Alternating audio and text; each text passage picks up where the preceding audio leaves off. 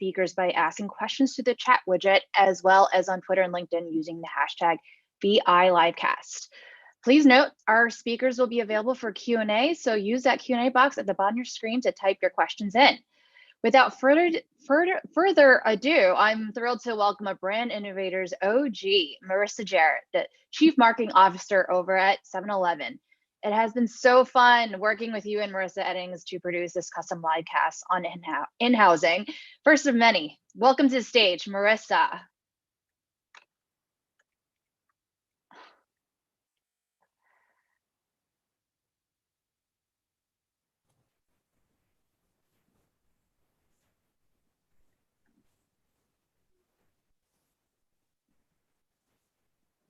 Hello. Hi, can you hear me okay? Yes, that's a very cool background. Kind of trippy. Kind of trippy. Good to see you. Yeah, I love it. All right, looks like you're both ready to go. MJ, I'll let you take the mic for your opening remarks. Great. Pearl, thanks so much.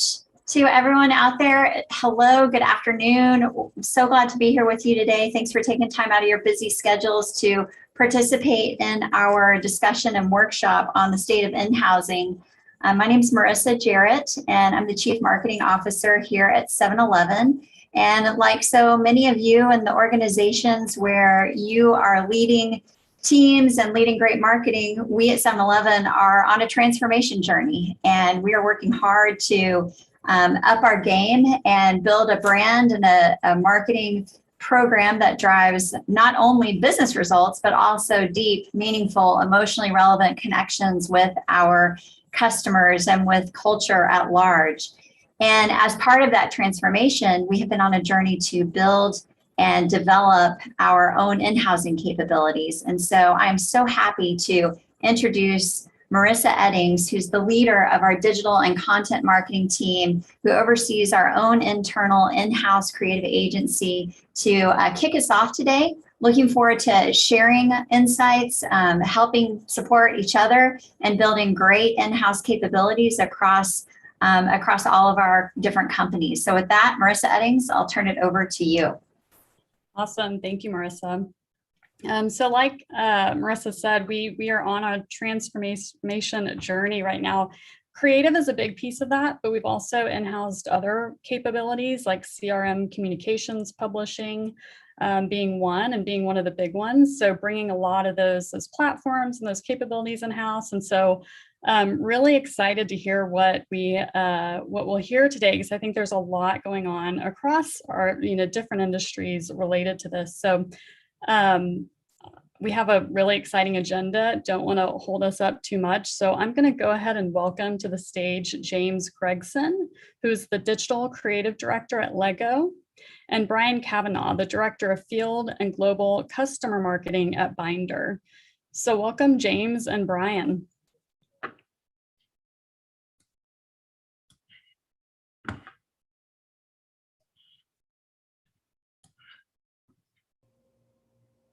Awesome. There I am. Hi guys. Thanks so much for having me. Hello, everyone. All right, James, what do you think? We ready to get started? Sure, go for it. I'm in. If I'm going to be very honest, I did not know that Staples had shared office space, but I'm in a Staples shared office space right now. Who knew? But anyways, talk about it. Talk about a transformation. There you go. Seriously. Yeah. Interesting. Okay. Staples, WeWork. Love it. Yeah. Awesome. Well, thank you, James, for joining me on this this chat here. So again, to introduce myself, my name is Brian Kavanaugh. I'm the Director of Demand Gen and Customer Marketing at Binder, which is a digital asset management solution, and joined by James Gregson here, who I'll give you the floor in a second, James, to introduce yourself. And yeah, we're here to talk about in-housing, specifically at Lego and Lego's transformation and journey. So first, let me just give the floor over to you, James, to introduce yourself. And in case anyone's not familiar, though I highly doubt it, and introduce the Lego brand, or at least what it's about in 2021. Yeah, I hope everyone's aware of the Lego brand. If not, we're probably not doing our job. But hi, everyone. Yeah, my name is James Gregson. I am a digital creative director and part of our internal agency's leadership team. My remit is in support of predominantly the Americas market, and work with our marketing colleagues, as I said, predominantly in the Americas, but also in support of global projects. My team and my sort of ultimate responsibility is across digital. So that's Lego's own digital ecosystem. So lego.com, social, apps, etc. Thanks so much. So I'm excited to jump into it, James, and especially because for those that aren't familiar with Binder, which you likely might not be, we're a digital asset management platform. And so it's very timely or very relevant because a lot of our customers are having this exact conversation, building a content factory, building an in-house practice. Not to say that they're doing away with agencies, but they're changing the way that they work with agencies. And that's usually part of why they bring on Binder, but not only just us. It's a whole sort of technology consideration, and we're just one of them. But that is in order to do it well, I would argue you need to create, manage, and distribute your assets efficiently. So again, we're hearing a lot of that from our customers and consumer brands. And so I think the natural place to start, James, is where Lego is at in 2021 in terms of its overall in-house practice and structure, and then maybe we'll talk a little bit about the global versus local nature of that team. Yeah, I mean, I think we're all trying to figure out a little bit not trying to figure out, but trying to live into what we want to be when we grow up, right? And I say that by saying, I think we were ahead of the curve in terms of establishing an internal creative agency. I believe it's about 6 or 7 years old, maybe 6 years old, and I am 2 years into that, so I'm a little late in the journey, but I can say we've greatly evolved what we see the vision for our internal creative agency, and I say that in that we have a hub, a global and hub sort of regional setup, where our global counterparts work very closely with our product marketing development teams, and build out the toolboxes and the communication strategies on behalf of our global counterparts. And we, in the hubs within the regions, are there to support, bringing that vision to life, and that could be in the form of adaptation, creative adaptation, or that could be in the form of origination as well. It sort of depends on a number of things. Like most global brands, global can only solve so much of the marketing problem, and in some cases, we are being asked to solve, more specific regional problems or regional business objectives. I think the journey that we're on right now is building out the right skills and the right capacity in order to deliver on the sort of our CMO's vision, right? And our CMO's vision is to build the greatest agency in the world.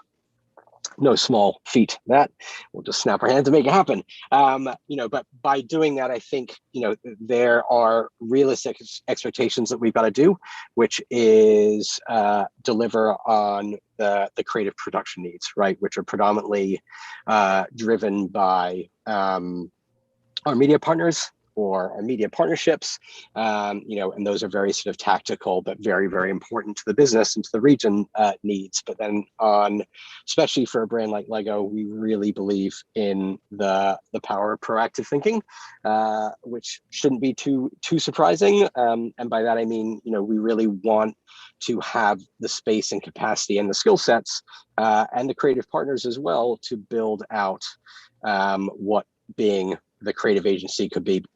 And that is not delivering on just tactical asks. That is proactively identifying creative opportunities or audience insights that inform a creative opportunity. So having the space in order to do that. And that's what we are. feverishly working towards. Awesome. Do you have a good recent example or example from the past of that proactive origination? I can speak to it.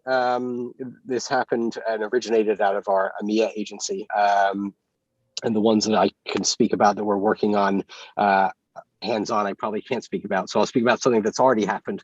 Yeah, it's already out there in yes. the public eye. Yeah. Yeah. So LegoCon was the perfect example of that. And that was, based off proactive ideation that we wanted to create sort of a celebration of our brand, in the absence of all these other cons that weren't happening, Comic-Con, whatever it may be, or we're being forced digitally. So we wanted to try and understand and test and create an opportunity for kids and parents to celebrate Lego over a given day, right? And that was a purely proactive opportunity that was identified, sold in internally all the way up and down the organization, and pulled together mostly internally, across digital channels. So it was that's the sort of space that we aspire to get into. Identifying those opportunities that aren't necessarily tied to a product launch, that aren't tied to necessarily a brand campaign, but do solve a business need.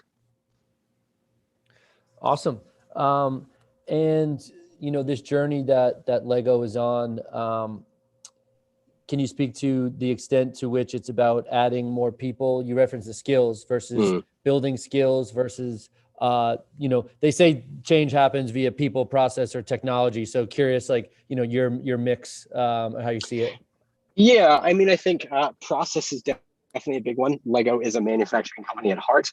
I like to say that. I remember visiting a factory, and they reminded us that manufacturing takes up like 80% of our staff, I believe. That was a few years ago, so I don't know if that's still accurate. But we are a manufacturing company, and our creative development process follows that manufacturing process. That has evolved over time. So I think process is very important, but I would say it's less so about people and hiring. I will say that Lego is based in Enfield, Connecticut, which is not the hub of any universe. And I think it's very much about partnerships. And by that, I mean, it's not about hiring in the talent or the skills that you might need.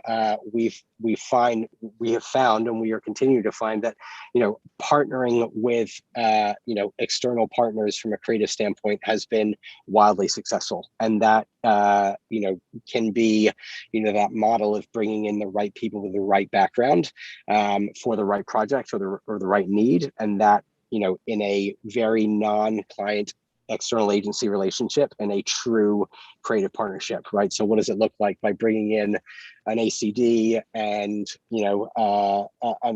a copywriter internally, bringing them together with an external team that has a specialty in a certain audience that we're trying to reach, and working as one team, like truly one team. So that's definitely our approach to when we talk about people and skills. It's not necessarily about bringing on new skills. It's about partnering with the right skills. That's cool. So no throwing briefs and revisions back and forth over the fence.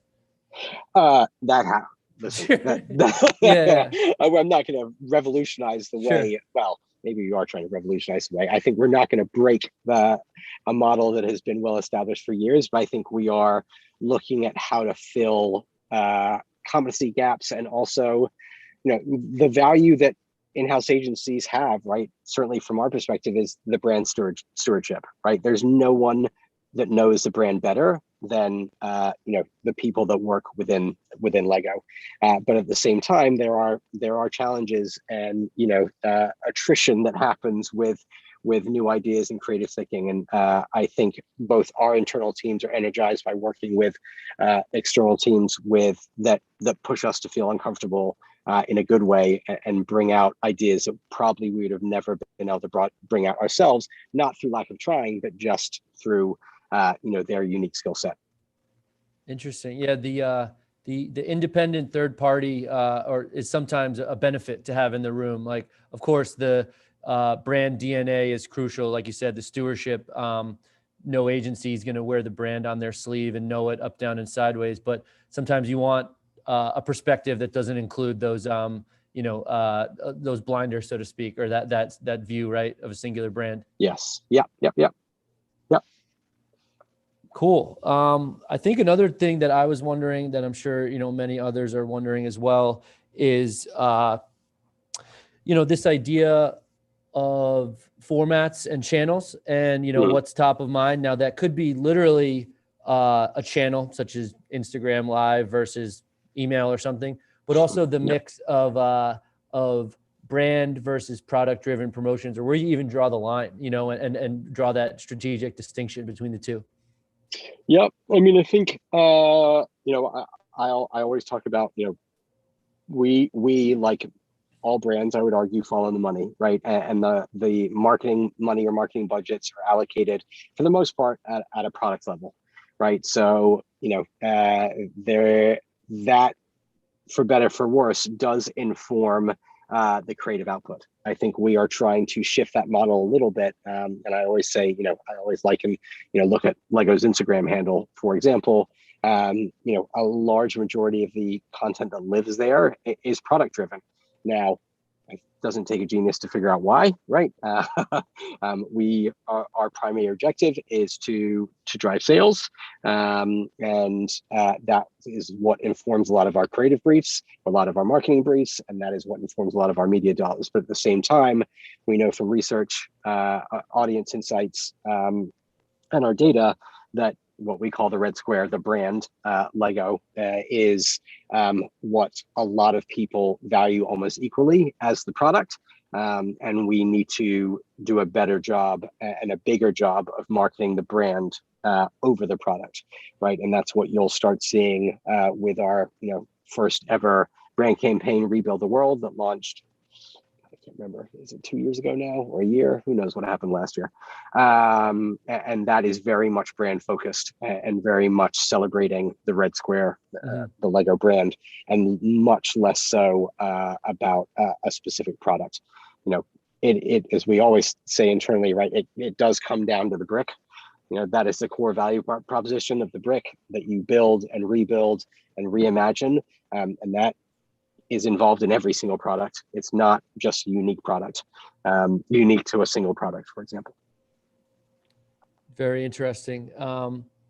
What's the last now 15, 16, whatever, however long it's been since COVID-19 been like for you all? Because I know that, any consumer product looks like just how audiences consume it changed dramatically, and a lot of brands for the better, right? Or a lot of people had time on their hands or were ordering things online. But for your brand, and certainly curious about, the sales and engagement, but even your own team, like an in-house agency having to go home, and work remotely overnight. What was that like? What was that like? Yeah, I mean, I think PTSD, or we're still in it. Listen, I think we were very, very lucky for a number of reasons. I will say that our boss, certainly in the Americas, wanted to brought and forced us into Microsoft Teams about, I would say, 3 weeks before the pandemic hit. So we had everything from a tech standpoint all set up. So we were ready and raring to go, which was a very lucky thing, to be honest. I will say from a business standpoint, we were, very interested about, how things are going to happen. Obviously, from a supply chain standpoint, beginning of last year, as our factory in Mexico closed down, we had some real unique challenges. I think we were also extremely humbled in the same way that I think I like using the stat that the puzzle industry was. I think the largest puzzle manufacturer was up over 400%. We didn't see quite that rise, but we did. We were, uniquely positioned as a, engagement opportunity as a product, right? Outside of, Netflix and a non-digital one, which I think, again, similar to the puzzle industry, they probably saw. But we had unique challenges, right, in terms of, and humbling ones, I will say, where, towards the end of the year, we were getting briefs that were focused on engagement only and no conversion messaging. And I think that was a really interesting strategy and a really interesting approach. We started off in July as stay-at-home orders rolled out with a campaign that was engagement focused. Let's build together, and it was all about providing everyone that was stuck at home an opportunity and tools to engage with their existing Lego products, in new and fun ways. We felt we had a responsibility to keep everyone, adults, parents, kids, engaged and entertained. So it was a lot about repurposing content. There was honestly not a lot of original content production, given that all our production partners were remote, but it was all about repurposing pre-existing assets in a new, exciting, different way, whether it was on Pinterest or whether it was through Twitter. That was a sort of a strategic tempo. So that's sort of where we pivoted, and successfully so. It's definitely worked out for us, but we are continually humbled by that as well. That's awesome. You said that Lego is a non-digital way to engage, which obviously you sort of build it with your hands, but I do know that there are a lot of investments in digital. Yes. And, I imagine your team to an extent has to support the activation of that and the sort of look and feel and everything else, right? Yeah, definitely. And I think, even if a pure digital brand expression will still be, have a foundation in the brick. Yeah. Right. Look at, any Lego movie or Lego entertainment property, not only are their products for the obvious reason, but, it is principled on the physical brick. And that is really, really important, right? I will talk ad nauseum about the philosophical challenges we had with building digital building instructions, for example, right? And what that said philosophically to a consumer that understands us as a tangible physical brick. But I think that will always be at the core of what we do, and the core of how we communicate is the physical building experience. Right. Yeah. Interesting. Well, that might be a session for another time, but you'd have me in the audience. That's cool. Yeah. I was curious also about, so you said you didn't have to do much original creation of content or of assets during these specific initiatives during the pandemic. I heard that a lot too, is that reuse became paramount because literally you couldn't go on site or you couldn't get people to do a photo shoot or something. What does that process look like? Because I've heard a lot from different customers that are manufacturers of physical products where they can expedite the process of getting things to market from prototype into final product view and then into the marketing assets. Whereas before they would have to do, a physical photo shoot in every single region or, across 15 different agencies or something like that. So curious how you all think about that looking into the future. What, from a content production standpoint in the future? Production, or just, whether it's a photo shoot or taking, the mock-ups and prototypes as they get into more real, physical form. Yeah, I mean, listen, I think we'll get a little philosophical for a second. I am all for I am all for the values of remote working and the benefits that has, especially to say an introverted workforce, for example, that I think a lot of or at least some creatives definitely are.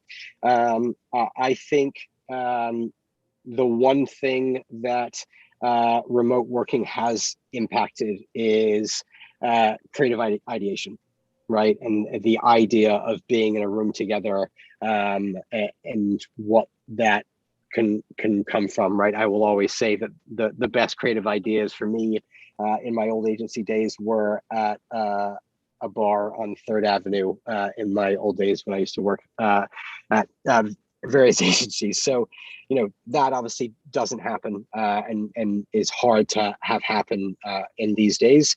I think from a production standpoint as well, yeah, I mean, no one's gonna say that it was easier to produce content remotely. but I think it's forced both agility and focus, which is never a bad thing from creative output. On the flip side of that, we, for a campaign like Let's Build Together, which was at the beginning of the pandemic last year, I think it really proved the value of, and I know this is something that my other in-house agency friends feel, that the marketer's need and desire to create a new asset, which is a regular need, is maybe not all that important, right? And I say that because the entire content output from Let's Build Together, not the entire, that's wrong. About 80% of our content output from Let's Build Together was repurposing existing assets or assets that didn't need any real production. And by that, it was live content distributed on social. But it also, it also proves the value of a single distribution method, in social. And it's nothing like watching a very large, honestly, matrix organization come together towards a singular brand campaign and a singular objective on a singular channel. Lovely concept. Yeah, right. Yeah. Single distribution method. Now, do you mean, can you expand on that? Do you mean like more how Lego goes about it, or the actual channel itself, like once it's live? The actual channel. Okay. Yeah, the actual channel itself, right? It was all of our output was on social. There was no TV, there was no other media. I see. But in terms of Lego itself, curious, the journey of bringing more in-house or doing more in-house. I have to imagine there's a cultural aspect, or that the company needs to function a certain way. And again, no company is perfect, but I imagine it wouldn't work if there were a lot of like regional or departmental silos, I would say. Correct. Yeah. And I think, we are seeing ourselves, in this sort of lead agency model, whether it's with our media agency or whether it's with our PR agency. That's what we aspire to deliver. My boss starts every slide presentation with a picture of an orchestra and someone conducting said orchestra, and we want to be the conductor of that orchestra. And that's not from an ownership or oversight standpoint. That is from a bringing all the right parties together in the right ways in which to deliver the best outcome for the stakeholder, whoever that might be. Gotcha. So the composing of the music can happen from any number of places. Correct. Yeah. Yep. Exactly. Cool. Yep. Awesome. I would say let's get to some questions here. And I had a couple. I've had many thus far, but I have a couple more for you, James, and then a couple more from the audience. And I would encourage starting now, if you haven't already, I saw a couple come in, but for the audience to start submitting questions, and then I'll read them off as they come in.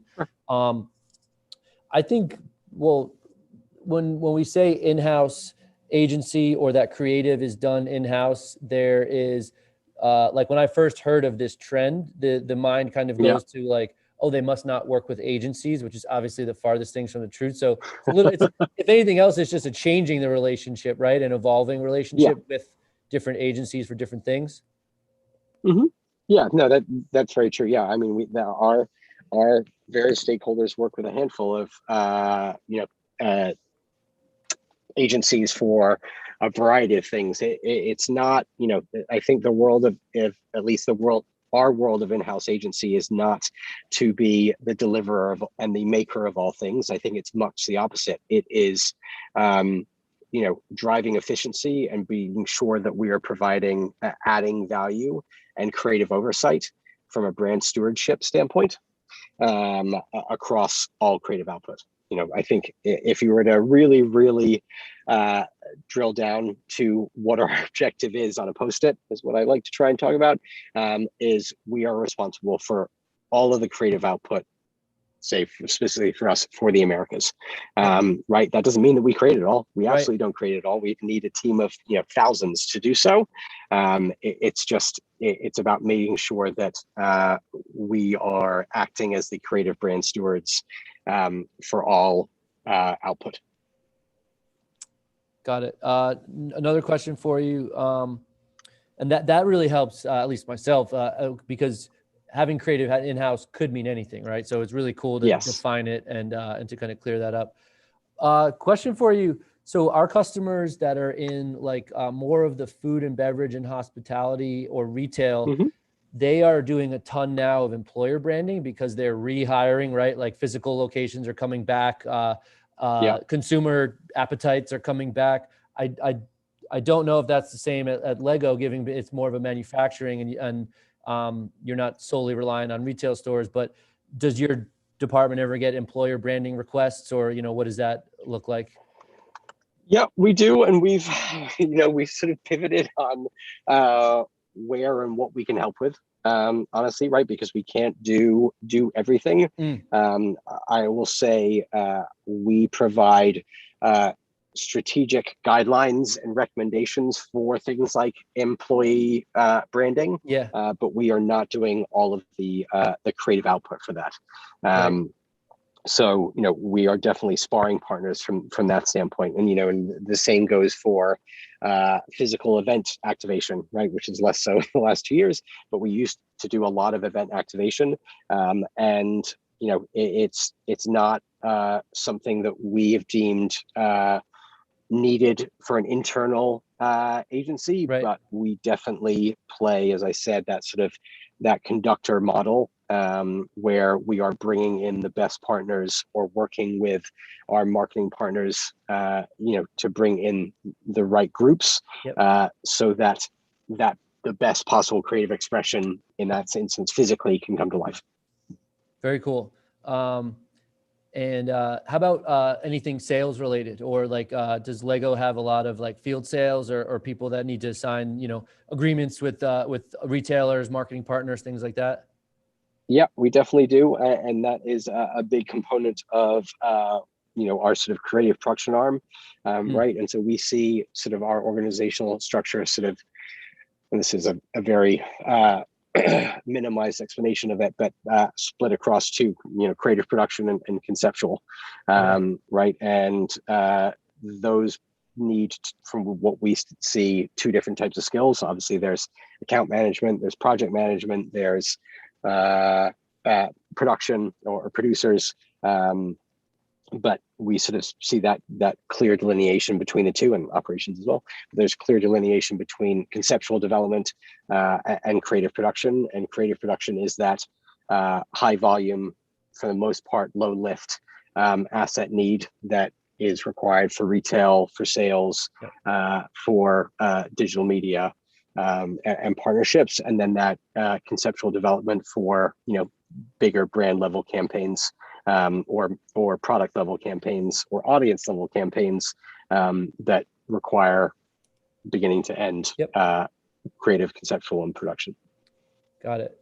Very cool. When you say high volume, do you mean like amount of engagement it gets, or more the number of variations and total volume of assets? Yeah, the number of assets, right? So, digital banners as an example. We call it the multiplier effect. Like it's scary. It's frightening if you ever sit down and jot down your number of markets times number of channels times number of variations times number of formats those channels require, and then you get a pretty hefty multiple pretty quickly. Yes, definitely true. Yeah, a very hefty multiple, right? And we don't want, from that standpoint, right, that hefty multiple, we don't want, not to waste time, because they're important deliverables, but there are far more efficient ways to outsource that sort of tactical need than require an in-house team to deliver on it. 100%. Couple more questions for you, James, and I think we're good to wrap up, because the questions are still rolling in, which is great. So I encourage people to keep submitting those. First one, how has an ever-changing culture impacted the subject material of Lego products today? When I was growing up, it felt like Lego was Star Wars, Batman, modeling projects after classic movie franchises. Have you found pressure to diversify the material over time towards a wider array of projects? Absolutely. I think everyone has. I hope everyone has, and if they haven't, they should. Yes, I think there's definitely a need to diversify, and I would look at it from a standpoint of, what you'll see in our product packaging. You'll see a much more explicitly diverse audience and less prescriptive audience. I will say what we are challenged with, obviously, is on the retail side, that isn't always the same, and a certain Lego product might find itself in a certain aisle versus another Lego product, and that is a much broader discussion that probably needs to happen, certainly over my pay grade, but it is definitely a real challenge that we're in. But I think a focus on this is a good thing, and an evolution on it is needed in production and ongoing. Awesome. Thanks for that. Next one says, how do you evaluate outside partners? Are you looking for creative talent, experience with similar work, cost?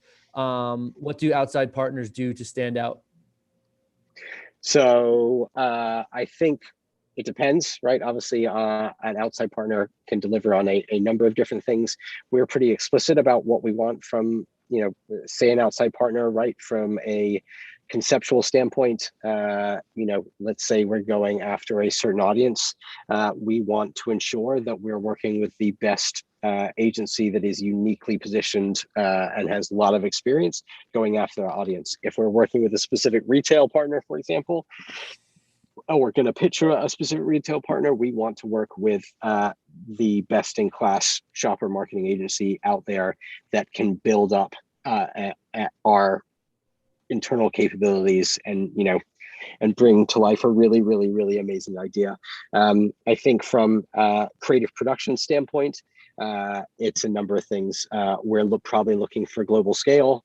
We're probably looking for process and agility.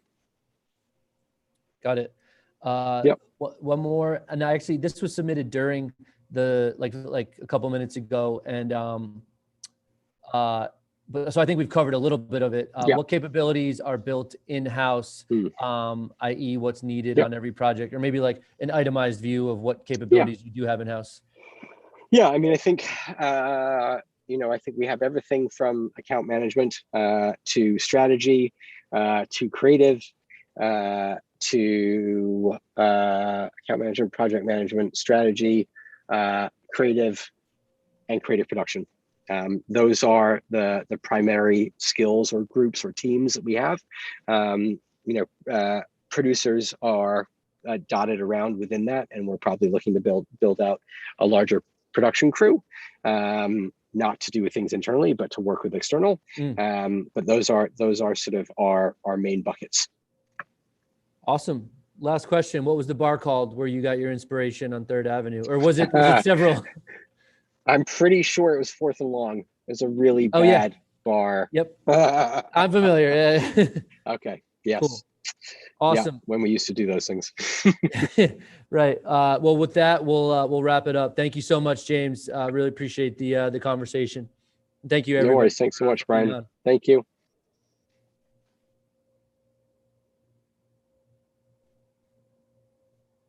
Oh, Marissa, you might be on mute.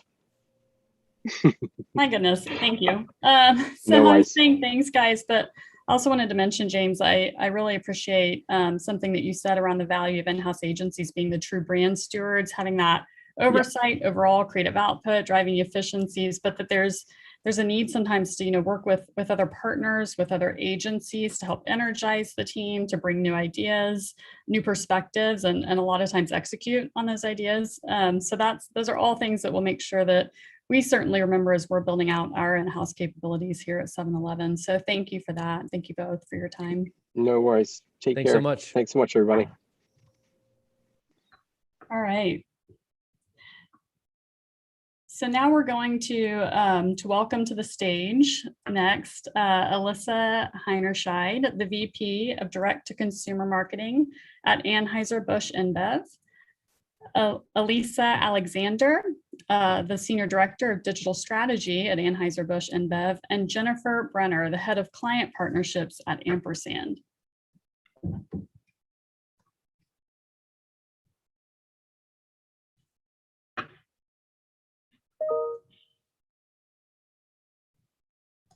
Hello.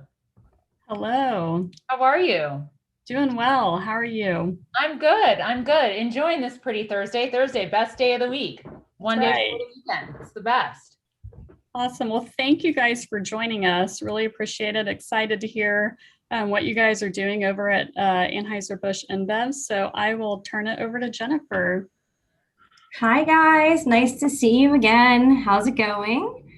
I'm so excited to continue our conversation and talk about the state of in-housing and specifically how you guys look at that within your roles and within Draftline and in Anheuser-Busch. So I've had major technical difficulties. So I literally Oh no, that's so until tough. 2 seconds I'm ago, sorry. I was on my phone about to do this. So that's really great. I think I've just been on Zoom. I can't wait until we're all like actually in an office and like can do this stuff in a normal way or in person at an event again. Kind of ready, I think. I feel like for purposes of this fireside chat, being that you're both Alyssa's, we're going to do Alyssa A and Alyssa H. Is that good? Because I don't want to just so that we both know what we're talking about. But I think a great place to start in our conversation today is the role of Draftline in general. And what is Draftline's mission and what does it mean to the brands within Anheuser-Busch? And really, what's the state of Draftline and how has it grown and how has it changed? So Sure. Feel free to. I can, yeah, absolutely. I can kick it off. So hi, my name is Alyssa Alexander. I lead the kind of non-creative sides of the agency. So that's strategy, analytics, and our culture team, which is trend spotting and influencers.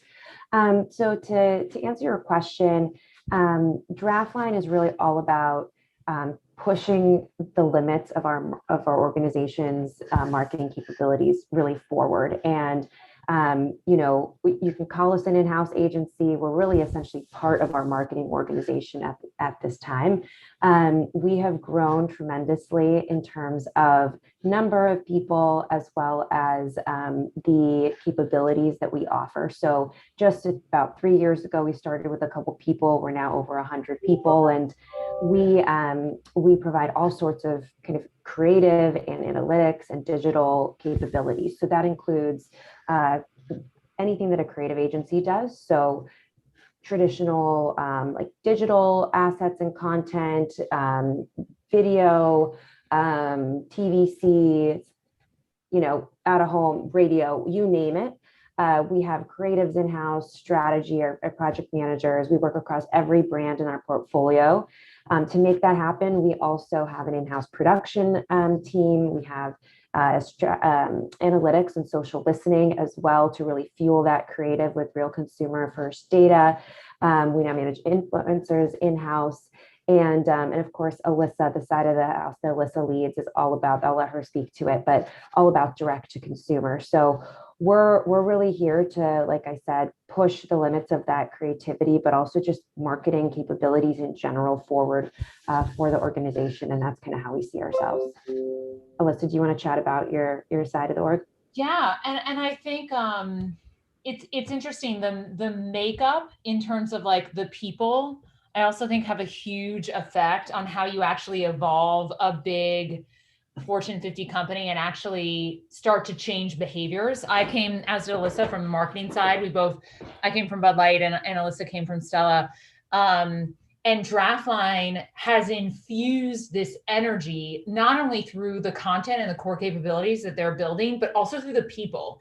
These are like design-oriented, thoughtful, creative, like big picture. It's been such an infusion of energy that has started to truly modernize what marketing means at AB. So it's been this really interesting balance, and I've been fascinated by it, just seeing it's very hard to evolve a very established marketing organization. And Draftline, and credit to the founder, Spencer Gordon, a close friend of ours, credit to the founder who was basically like, I'm going to bring in these teams and show, not tell, how valuable it is to integrate these people onto your teams and to unleash the power of kind of data-driven creative. So yeah, just to build on all the good stuff that Alyssa said already. So Alyssa A is digital strategy basically, and you're a direct to consumer. What are Yes. the other divisions within Draftline? Because you're sort of talking about the people and we're sort of visualizing how it all works together. Yeah. I can already feel the cohesiveness and how you guys kind of do what you do, but could you just quickly touch on the other, spokes to the wheel, I guess? It's like, Yeah, totally. And kind of how we divide and conquer. We're not only both named Alyssa, we're also close friends and work very closely together. So there's a lot of good juju between us. Call each other by last name, or like, how does that even go? I mean, being a Jennifer, I always went by Brenner my whole life. So Do you think when you're one of the Alyssas, saying Alyssa is kind of easy because you're not talking about yourself? It's mostly That's just right. confusing for everyone else. Yeah, it's everybody else who has the problem. Totally. But yeah, so how we kind of divide and conquer is as direct to consumer, which was kind of a mini startup within D2C. I founded it a month before COVID hit. But our mandate is basically to forge more direct relationships between Anheuser-Busch and its consumers by teaching brand marketers how to be performance marketers. So basically how to take creative that they're starting to put out there into the world and actually drive conversion. Either send somebody to Drizzly and make sure that they're transacting, or send somebody to our portfolio loyalty program. We have a loyalty program at AB, kind of a first of its kind within beer, and actually get people to sign up for our loyalty program. So I kind of run that. And then merchandise is my third kind of big business that I run. It's our only true direct to consumer business. Little plug for Shop Beer Gear. You can get some great stuff on there. That's our merchandise business. But it has been really fascinating because coming from the brand side, I helped launch, for instance, Bud Light Orange. When we launched Bud Light Orange, everything was dead ended. Like we weren't driving anybody to an e-commerce site to actually transact and buy Bud Light Orange. We just weren't thinking like performance marketing, which would be heresy in a true D2C company. You're putting a new product out there, you're not telling people where you can buy it. We just weren't there yet. 4 years ago now, dating myself, when we launched Bud Light Orange. And so my job is to embed with the brand teams and say, man, you've got this awesome new Michelob Ultra Seltzer innovation. Let's make sure that Drizzly or Instacart, let's make sure we're actually sending people and converting them to purchase it. Or gosh, you've got this incredible natty snowsuit that's like so epic and vintage. Like, do a swipe up to shop on Instagram and make sure people buy this stuff. So my job is really that. And then Alyssa's got another side of the house.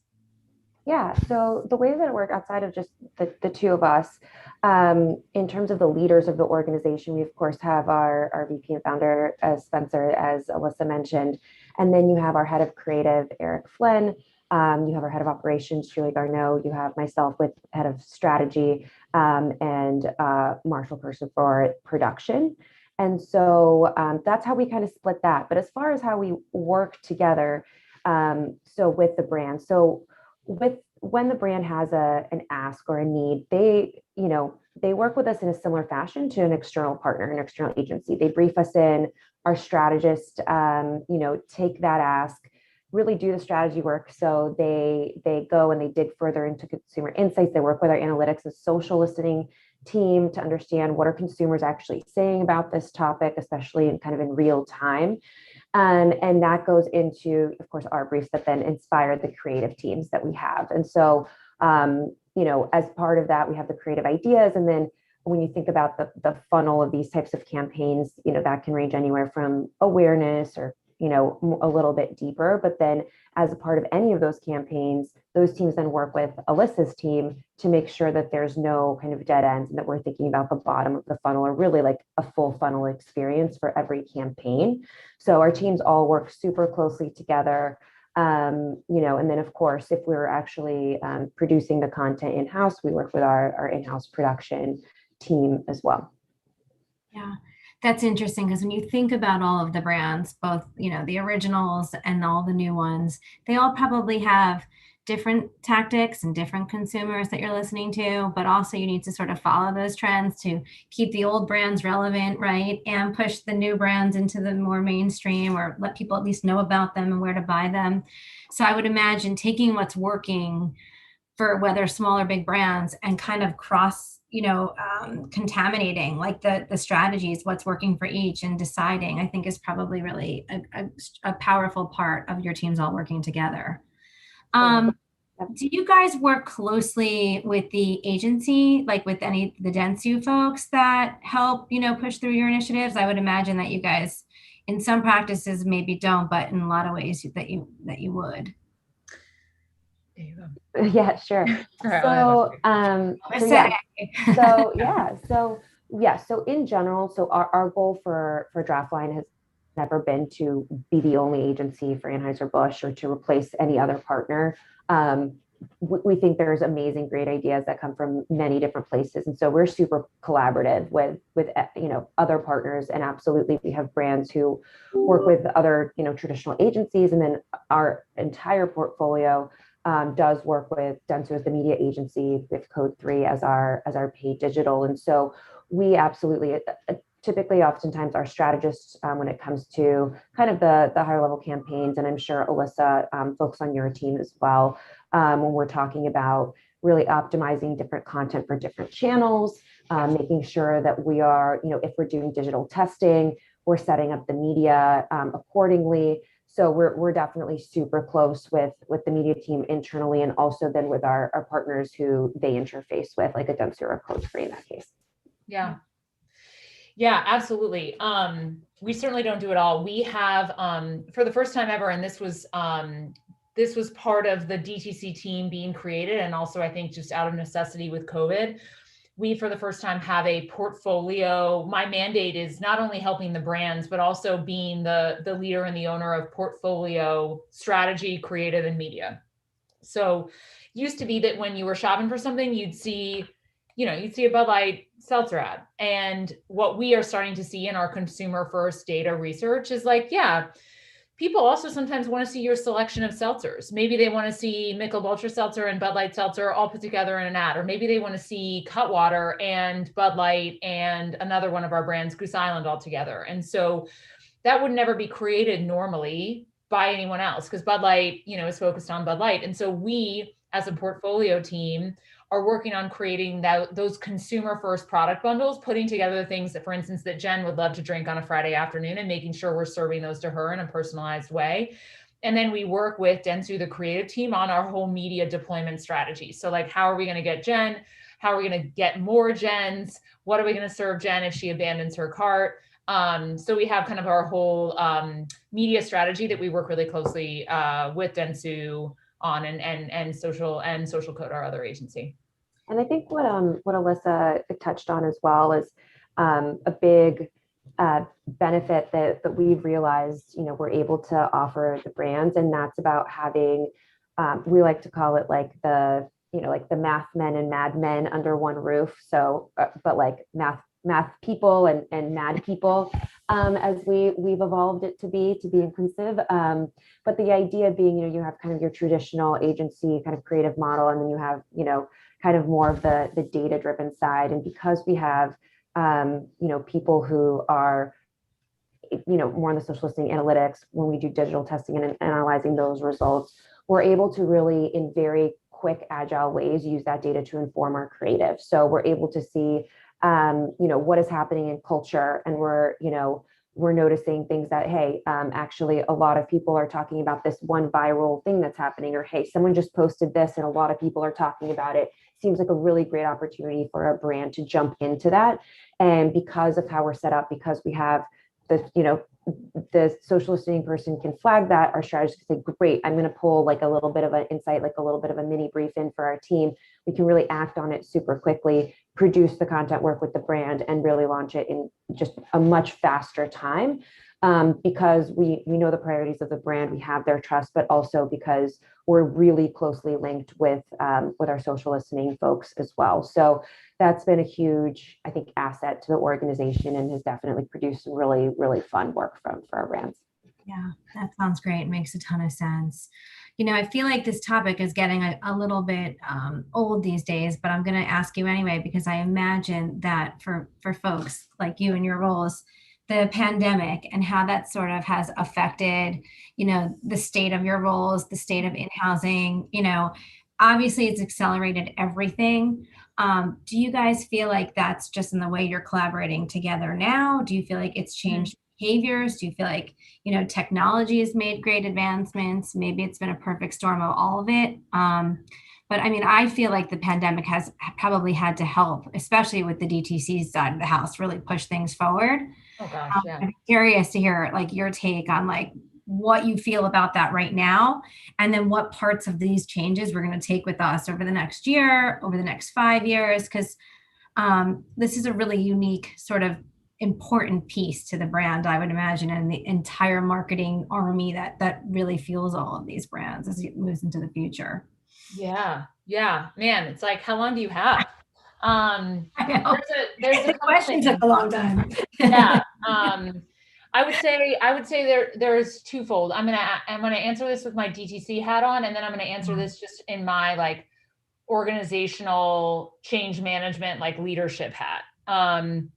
So from a DTC perspective, it is fascinating what has happened with beer ecom. Like the last 14 months have done what we thought were going to happen over 10 to 15 years. Like in terms of awareness of buying beer online, considering doing it, actual purchase, those buying behaviors, those changes, man, like those 14 months changed. It accelerated. It did in 10 years, in 14 months, what we thought we were going to get done in 10 years.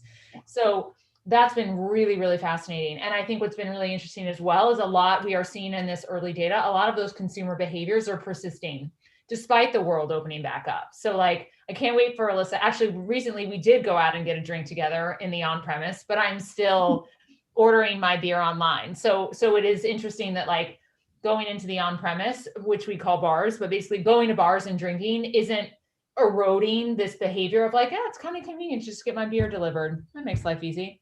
So the other thing that's really interesting is with beer e-commerce, if you imagine the US as a map, there was much more awareness on the coasts of beer e-commerce. So like friends in Philly, friends in LA, that much more common that they were already getting their beer or their alcohol from a Drizzly or from an Instacart.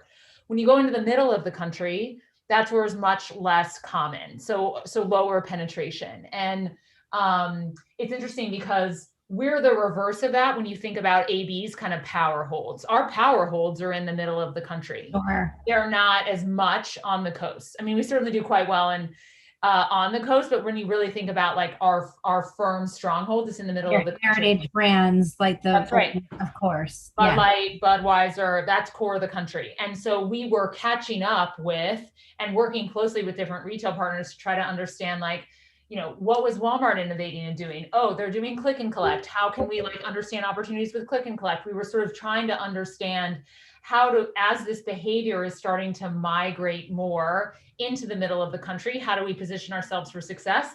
And then how do we start to insert ourselves more into the consideration set on the digital shelf, which is so different for the coast people. Because like when you walk into a store, a grocery store, the shelf is finite, it's right there. The digital shelf and what you see is dynamic and changes all the time. And so how do we make sure that AB is really positioned well there? So that's my answer on just like what happened with COVID and DTC. And then really quickly, my answer on what happened with the change just in people. I think there was such a clarity of purpose, particularly in the beginning, that made a lot of other things fall away. I had a good friend who worked at actually like a medical device company, and they changed everything they did basically to like optimize for hand sanitizer and COVID. And she was like, I've never felt so motivated in my life. We're all going towards this single goal. And of course, we aren't as frontline as medical devices, but we did feel like we played a role as one of the Fortune 50. Alcohol is probably like really right after something like that, so it's fine. But like we were converting our breweries and making hand sanitizer. We just as a team were much more focused on like, what are we going to do? How are we being really consumer first and responding to what consumers want to hear from us? And kind of the BS like fell away, I would say, because we were just like, we got to focus. And that singularity and clarity of focus, I hope that we continue to bring with us even out of COVID, because I do think it was quite motivating. The underbelly of that though, it was pretty isolating. And so as a manager, and Alyssa and I talked about this a lot, how do you check in with your people and make sure they're okay? When you get so much more of like the physical cues of like, are you burned out? How are you? Are you fine? And so there was a lot of work to be done and there was a lot of singular purpose, but it was harder to kind of manage and nurture people. And so I do think being back in person will alleviate some of that. Yeah, no, Yeah. yeah, go ahead, Alyssa. I was Oh, I gonna was say, just going to add one quick thing to that. I think Alyssa did a great job of covering that. I do think just the intentionality that you need to have it to have those just bonding moments with people, and also especially when you have new people on the team. So we've hired tens and tens of people during COVID, and you know, they didn't know the team, we didn't know them, and so being really intentional about finding moments to just check in with someone or to bond with someone. It feels, you know, we all went through it, but like feeling like instead of having just a hallway conversation or a quick walk to lunch or a coffee, like you have to set up a Zoom, and you know, all of it was necessary. We did the whole, you know, Zoom happy hours. We did lots of fun social events via Zoom, which were great. But it just had to be a lot more deliberate. And you know, we were starting to come back into the office and you can just feel the energy. And I think especially the creative teams who are just really used to working together in partnership and feeding off each other's energies when they're brainstorming. And that is just really, I mean, we did amazing work during COVID. So it's just shockingly somehow everyone made it work, but you can just tell that people are just so excited to be feeding back off each other's energies again. And especially when it comes to, you know, ideas and flow and our creative teams. it sounds really simple, but I love what you just said about being intentional, about having those informal moments. You know, before they would happen and they wouldn't have to be scheduled, but now in order to build your team and your camaraderie and your creative juices, get them flowing, you sort of do have to like make the time for it. We were laughing yesterday, the three of us, like we're all like, you know, working moms, wives, daughters, men and women now, life, children, everything's mixed together. And it's about, you know, how do you sort of manage like to be focused? Because what happens to me is because I become razor focused and then all the fun stuff falls away really fast. And then I go do big fun and I pay for that. But like, you know, it's like these extremes, right? And so you think about, you know, how do you manage having that focus and taking what's been working during this time, you know, when we all do come from doing teamwork, right? We're all living in a world of teamwork. But what happens is when you do spend so much time working on your own, working on the computer, not in an office of people, you end up just getting very focused on the task at hand. And it's hard to sort of pull it all in together, but it also could be very productive, this like really sort of razor sharp focus that comes out of it. So I love thinking about that, and I'm going to steal that note to make it intentional, you know, make that try to intentionally schedule time to unintentionally, you know, interact with people in a casual way. So that's really great stuff. I feel like we're almost at time for Q&A, but I don't see any yet. So I can keep asking my questions. I have plenty for you guys. So I was going to ask a bit about to Alyssa A. Your role involves merging digital strategies with creative and data together. You explained it as using culture to inform how your brands interact with its consumers. Can you talk more about your tools? And I think you touched on them a little bit. You said social listening, you said trend spotting. I would love to sort of hear like how you pull the data points together. And I would imagine that the speed of the data cadence is really important, so that you hit on that relevancy tone that you guys seem to look for. Yeah, absolutely. And I think it comes in a few different modes, I would say. So one thing is we do have a regular meeting weekly where we cascade everything that's happened in the last week or currently in culture in the internet, essentially. And that's the whole marketing organization. And you know, it's everything from what are trends happening on TikTok to how are people feeling about, you know, the upcoming, if there's like a holiday or if there's something like that, right? But also in real time, we have a big WhatsApp where everyone is sharing updates real time, and it can be coming from anywhere. Maybe it's because we all know all of our social feeds look a little different. They're tailored to our interests. So someone may see something that other people don't. And it really creates a free flow of information in real time. And what we do with that is, if there's like a little spark for maybe it can be anyone, it could be a strategist, it could be a creative, anyone else of like, hey, this could work for our brand. They'll take that and they have other, whether it's like a Slack channel or a WhatsApp or something else, and they start brainstorming kind of immediately off of that. And the brand teams are part of that. So they're often like right there with it. And that really helps with that agility. As far as like the tools we have a bunch of different social listening tools to figure out what's happening on all the social channels. We have tools that also help with our influencer management. And, we kind of use that as a bit of a opportunity to understand what a very select group of people are talking about, news articles, really all of it. And so we do that in very real time, but we also then do it more in a more targeted way. If if a brand is looking to get into a certain topic, we'll do it as part of the briefing process as well. We'll have our folks on that social listening team weigh in and provide a bit of a report of, hey, what are the topics within this topic that people are talking about and is relevant for this specific, campaign or program or whatever it is. You can align the messaging with that. So it's sort of organic. It's really interesting. I mean, that has to go on, but it's like, how does it actually happen and come together? I have a question here. I'm sort of seeing, aside from Dentsu and the social agency you mentioned, are external agencies part of your mix, and where do you see their value? Yeah, for sure. So, like I mentioned before, we're never intending to fully replace every other agency that AB works with, and we definitely have brands in our portfolio like Bud Light, Ultra, that work with large traditional partners, White and Kennedy, FCB, like really large, big, impressive, creative horsepower, and we, it depends campaign by campaign. There's definitely times where we're collaborating together on that. Maybe they are creating more of the traditional media like a TVC, and we are plugging in with more of the social first digital ideas. We work with different PR agencies as well across the portfolio. We are often very, very lockstep with those teams. So absolutely, we are constantly working with other partners as well. Yeah. Yeah.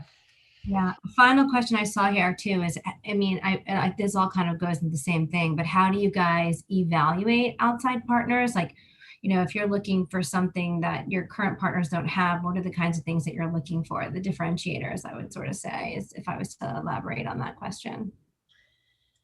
Yeah.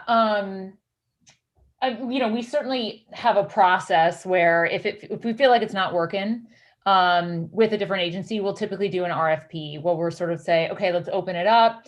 It's funny how much it does feel like word of mouth is how we, I'll call a friend and be like, what do you think is a great agency for us to bring in an RFP for this? Like, have you heard of someone great? So it really is kind of trading names back and forth to really kind of expand the aperture and say, okay, let's bring in these 3 or these 5. But I will say, like, the je ne sais quoi elements of like what differentiates you, especially for AB, is like responsiveness. Like, we are a fast-paced culture. And like, I want somebody who works on my pace. And so honestly, like, we're fast. I don't have the answer right now, but I got it. I'm working on it. I'm coming right back to you, but rather than waiting 36 hours to get me an answer. Like, that's the kind of stuff I want, because that's how my boss treats me. Right. So fast. Also, hungry. Like, there's just you didn't ask us for this, but we brought this because we think this is where we can truly unlock the value here. So kind of that thought partner expertise. We are good at recognizing what we don't know. And that's part of why we bring in agencies and do RFPs. So I love kind of that hunger. So I would say those are kind of the 2 je ne sais quois where I'm like, ooh, I love that about them. I love that myself. I totally agree with you. I mean, it's quick and responsive, and adding that extra piece of information so somebody can truly evaluate something, like offering something else outside the box that maybe people weren't thinking of. That seems to be, the magic piece. Yep. Hello, Marissa. I see you've joined us again. Hello. Yes. Thank you so much, Alyssa and Jennifer. This has been just really an enlightening conversation. So What I really loved is something that you both said about how in-housing has really pushed the limits of the team in marketing and how it's unleashed this, power of data-driven creative. And I'm going to keep this phrase in the back of my mind forever because I love it, but how you can offer the brands the math men and the mad men under one roof, which really allows you to be agile. So that, just being able to do that is really something that we aspire to here as well. So that was just incredibly valuable to hear. Awesome. Thanks Thank for having you. us. We Thanks enjoyed for it. having us. Thank you. Thank you. Thanks. Yep. All right, so now we're going to welcome to the stage Aaron North, the Chief Marketing Officer at Mint Mobile, and Chris Dietert, the Chief Content Officer at Influential.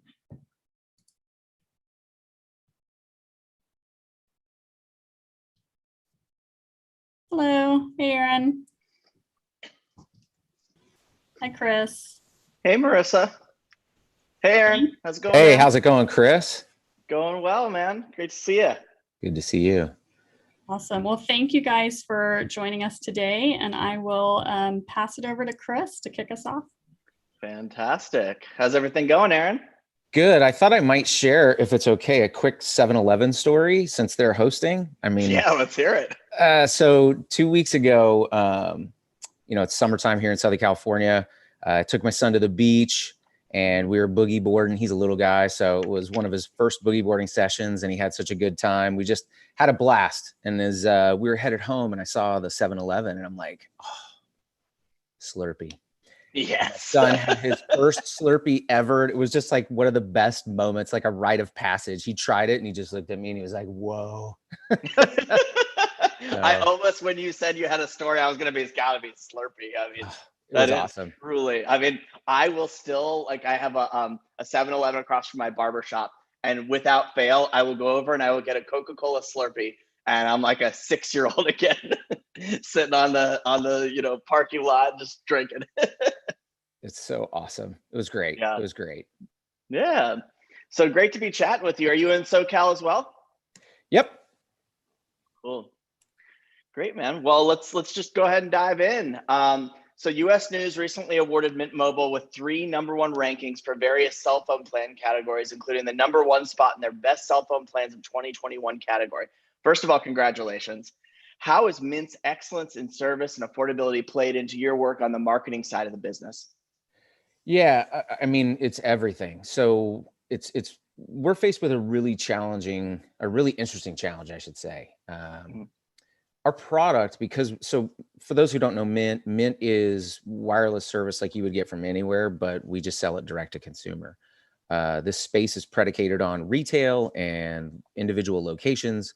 So when we did this, we reconstructed the model itself. And in doing so, we made the decision to pass the savings on to the customer in the form of like a crazy low price.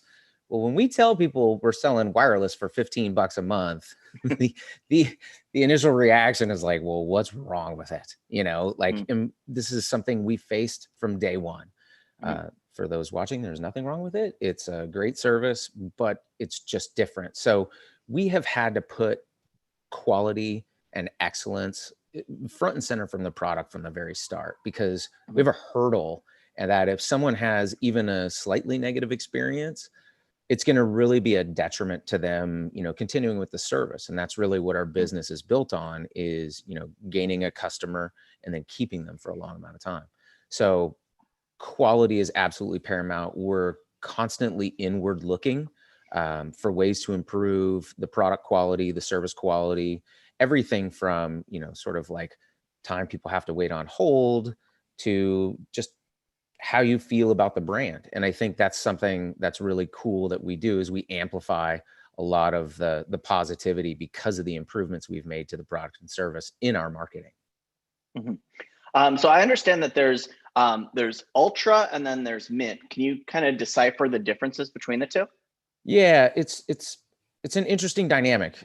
So when I started, there was only Ultra. Mint hadn't launched. I was part of the team that launched Mint, and Mint. So I wasn't even the CMO. I was a SVP of marketing at the time, and we had a number of brands, and that's how our company was set up.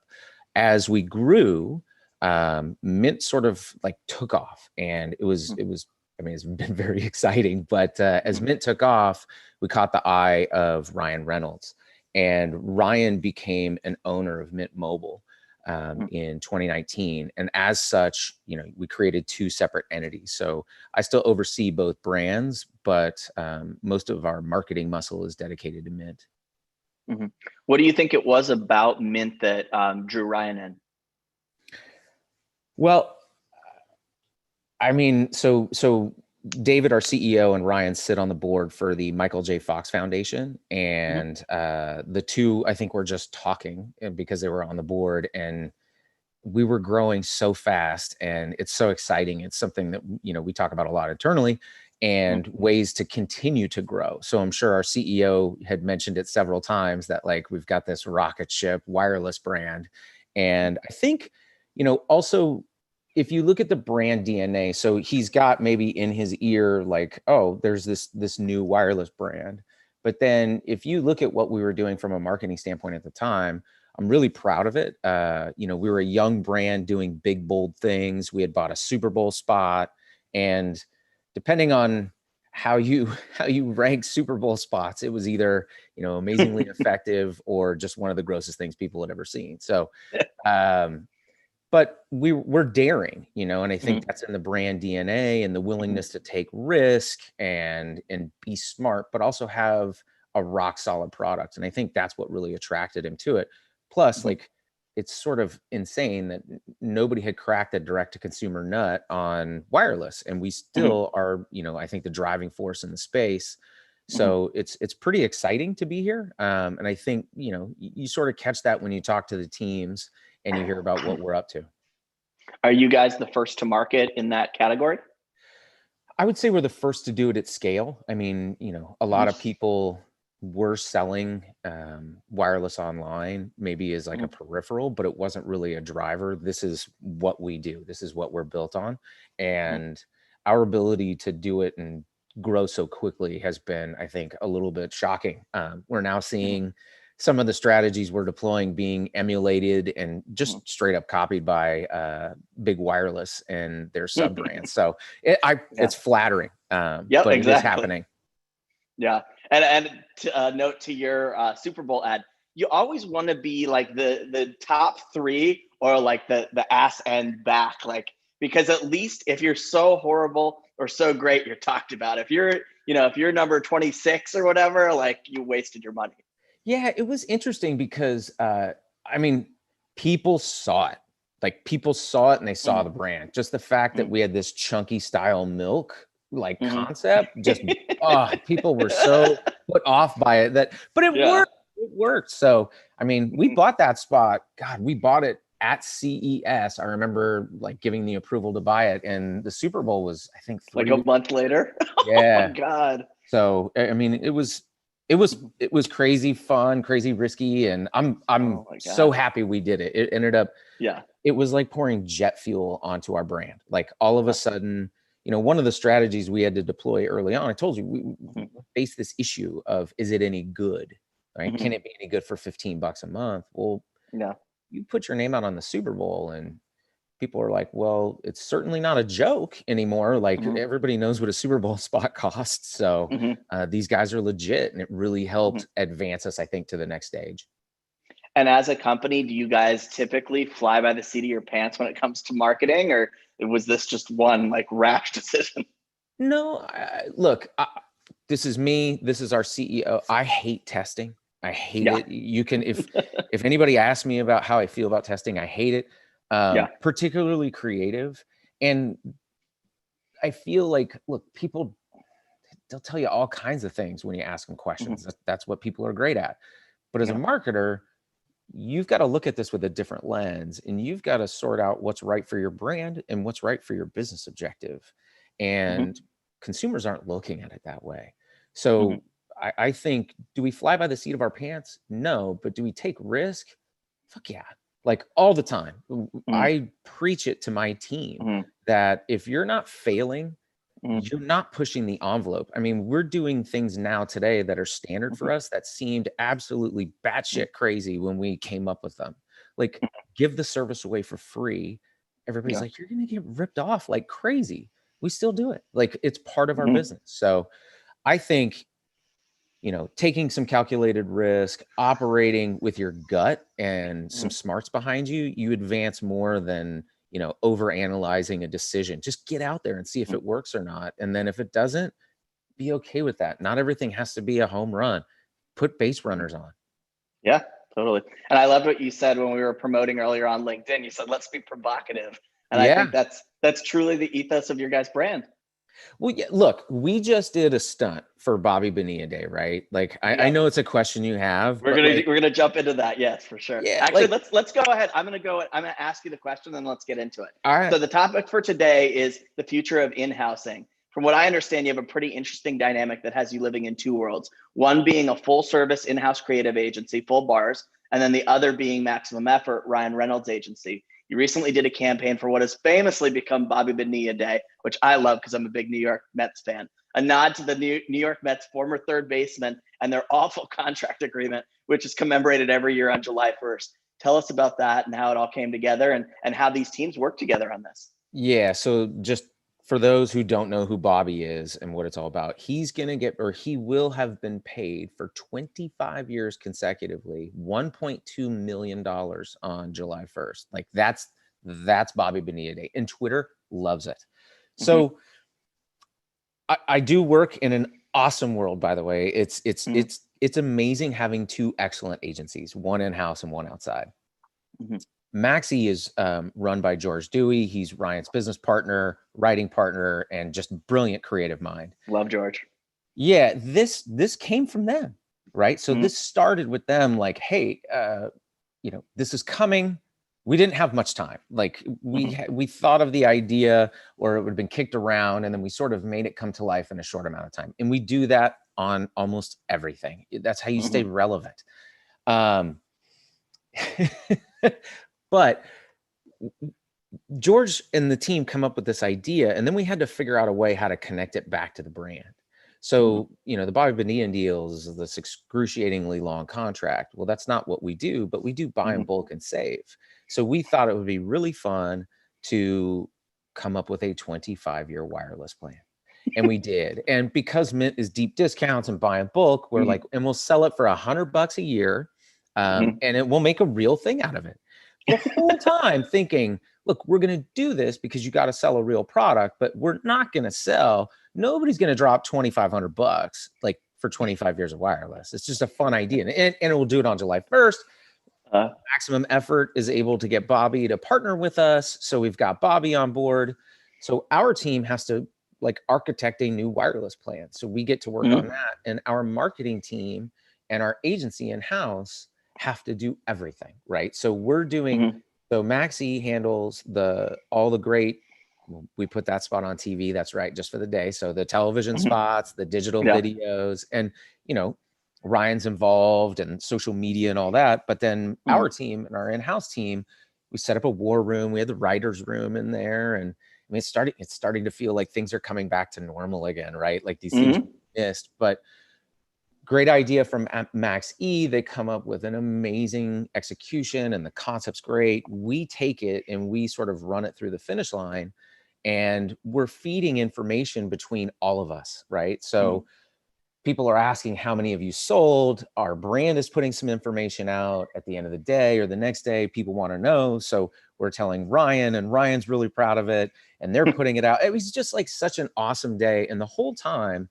to have like George and Maxi and Ryan with full bars and our brand marketing team, it was just this beautiful thing that like works so well. And I feel like that dynamic is special, and it's great to have, you know, just really talented people who want to work together. And it's probably one of the best creative, like, I mean, it's tough to say the best creative opportunities or shops, but it is special because it's just, everything seems to work and everybody's open and transparent, and it does happen in real time. So that's also very beautiful. There's not a lot of time for review. It's, hey, this is going to work. We're putting our bet here. Let's go. How fun. Is that the usual that the teams are working in unison like that, or was that a special case scenario? Yeah, the teams are always working together. I'm sort of the bridge, or, our VP of marketing is the bridge between the groups. Sometimes, we operate a lot in text. It's just sort of the easiest way to keep everybody on the same page, because we do work in what they call fastertizing. So speed to market, playing off of what's happening in social and what's happening in real time. So in order to do that and make it work, yeah, we're all texting each other and keeping each other abreast of what's going on. It's fun. Yeah, that's awesome. And from what George Dewey has told me, his agency is surprisingly small despite all its fanfare. Is Full Bars a small one as well? No, Full Bars is a decent sized shop. So we've got over 20 people. We do all the creative for everything in-house, right? So when you look at app, when you look at website, when you look at account management, advertising, everything except for the TV commercials, and some of our social, we execute with maximum effort. But for the most part, everything is done in-house. And that team has got copywriters, it's got designers, digital designers, UX, animators, sound people, everything. And we're hiring, by the way. So like, we're always hiring. Nice. Like we're starving for talent. Our company's just growing so fast and the brand's growing so quick that we're constantly reinvesting in our teams and growing our capability and our capacity. That's awesome. So you've received some well-deserved personal recognition recently from several publications. I know it's hard to hear as one of the most innovative CMOs in the world. Can you let us know into your mindset and some of the ways you've been able to succeed against your competition, some of who happen to be the biggest brands with the largest budgets in the world? Yeah, I mean, thank you. It feels weird. It's just bizarre. But if I had to pinpoint what makes us good at what we do, it's like freedom and creativity, and what our head of consumer insights calls outside in thinking. Tom Wagner, he's a brilliant guy, but like from a company standpoint, we are given lots of freedom in the marketing department. And I'm a big fan of keeping the edges sharp and not dulling them as marketers. So I think we get a lot of opportunity to push the envelope. We did a campaign with Ryan that we approved that was about, don't aviation and mint. The text bubbles, I mean, I'm reading them with, men, women, like my boss, like we're all watching it together. And I'm like, yep, this is what we're going to do. This is going to be good for the brand. So like having that freedom is really great.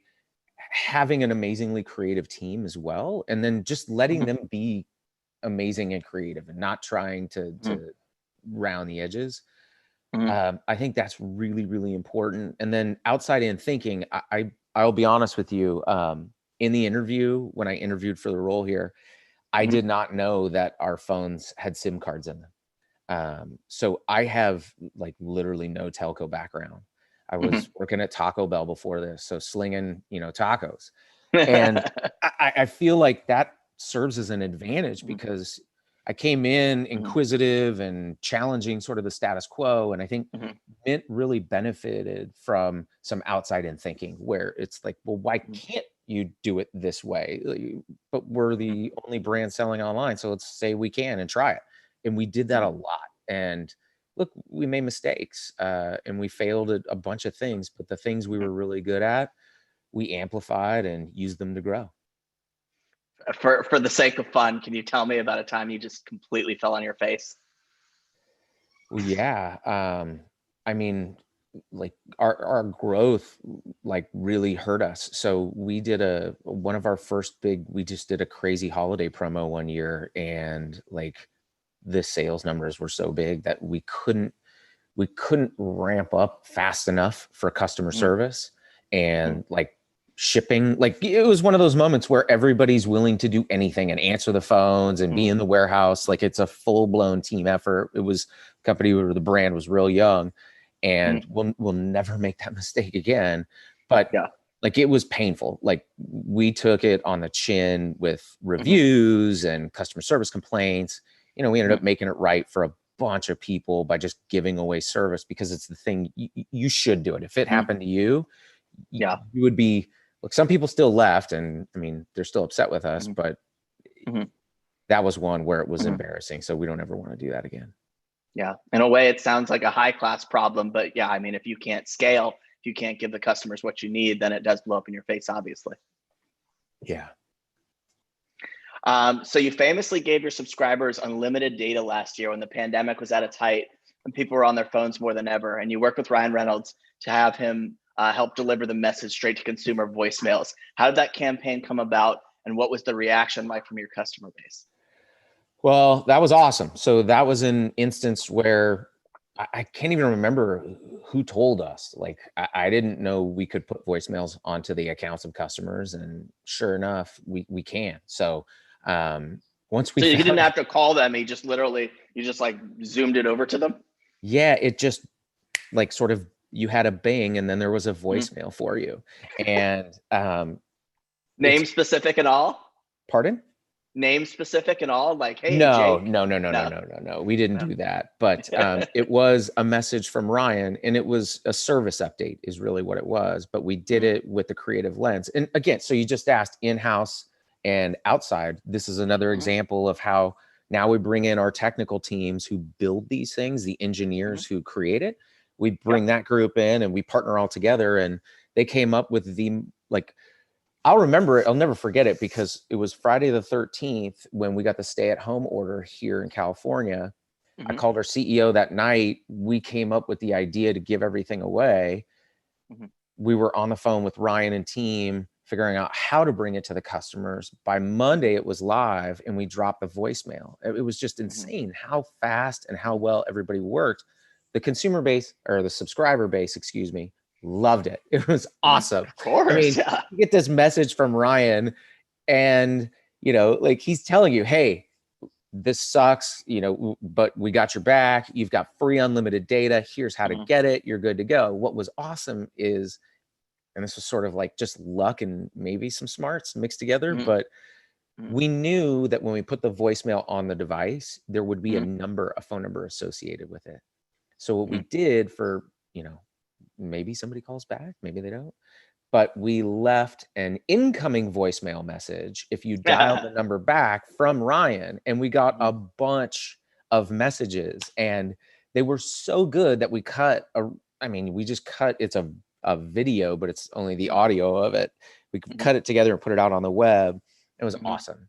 And yeah, to me, it's like an instance where, you know, doing right by the customer, having some fun marketing it and not being too serious. And it sort of like caught a little fire, and it was a great little program. How long did that last for? Can you still get unlimited, or? So we gave free unlimited data to all the customers for 90 days. Then, yeah, we've done it for Texas when Texas got hit by the deep freeze. Oh, nice. We've done free calling to India when India got hit real bad with the COVID crisis. So yeah, we do these things. They're, you know, they're not necessarily things you want to do because it's heavy, but we want to make sure we're doing right by the subscriber. Yeah, actually, I wanted to kind of double tap into that a little bit on the fact of, like, did you guys have to go to like your data and ops teams and be like, are we out of our minds to promise this? Are we gonna, you know, end up getting throttled on our data and it's gonna kill us or cause us harm? We start with heart, man. I gotta be honest with you. Like, we almost always start from, is this the right thing to do? And there's always some abuse, but for the most part, I think people are good. And, you know, we had a couple people, like, I'm sure they were like Bitcoin mining or something, who knows, or video game streaming or something. Yeah. And, you know, we reach out to them, and, you know, most people are reasonable. And I think, you know, our legal team is great too. Shout out to the legal. They will put things in there like unlimited is not unreasonable, you know, like this is a personal account, things like that, that protect us a little bit. Even Bobby Bonilla, right? If you read the legal on the Bobby Bonilla plan, it's pretty fun. But we do have an out clause in there because who knows what's going to happen 25 years from now. Actually, that's a great reminder to me. So how successful, we never got into the specifics. How successful, how many 25-year plans did you guys sell? We sold 124 plans. 12 of those people had bought 2, which meant they dropped $5,000 on wireless. And this is an upfront cost? Yeah. So it was like an insane day. Like Slack was blowing up. We were laughing so hard. Twitter, we were putting the updates out. Like, this is crazy. We just, you know, it good for them. Right on. We're happy to have you, but it's just got to be one of the craziest things ever. So I guess that breaks down to like $8 and change per month over that whole span of time. Am I right on that? Was it $100 a year? Yeah, it was. 100 divided by, about 830. Pardon my French, but that's fucking insane. Yeah. Well, we didn't really think we were going to sell any. So, but all right with 124 people. I was going to say year 24 and a half. What is this? 2044, when phone plans were like $6,000 each, and you still got the 825 plan. Yeah. Well, who knows how amazing. Probably be on a contact lens by then, I know, exactly. You could probably make that kind of 25-year bet because the world will be so different by then. Yeah. Probably be built into our bodies or something. So as Ryan Reynolds is an owner of brands like Aviation Gin, Mint Mobile, has been featured in the brand crossover. We talked about this a little bit, but let's get into it a little bit deeper. Aviation Gin specifically, you were able to poke fun at sexting while inebriated, while warning customers not to Aviation and Mint. Can you tell the audience about that campaign, its goals, and if there were any other potential brand crossovers that we can look forward to in the back half of this year or next year? Yeah, well, I mean, if you follow Ryan, which a lot of people do, you obviously know he's an entrepreneur. He's an entrepreneur who also likes to poke fun at himself. He interviews himself. I mean, the guy is very, very funny. It seemed natural at some point for the brands to have an engagement. Obviously, people drink and they text and there's regret. Like, this is real, right? Like, I mean, I've lived it. Who hasn't? And if you haven't, live a little, but it just seemed like a fun thing to do. So yeah, we did it. It was light. It was airy. We played in social media back and forth with the aviation team, and we continue to do so on some things. We've actually done another crossover. So Ryan is part of the Match group. And I can't remember the last time this ever happened, but Match run a campaign at the beginning of this year with the Satan falling in love with 2020. We used the same Satan character to be an employee of Big Wireless in one of our spots.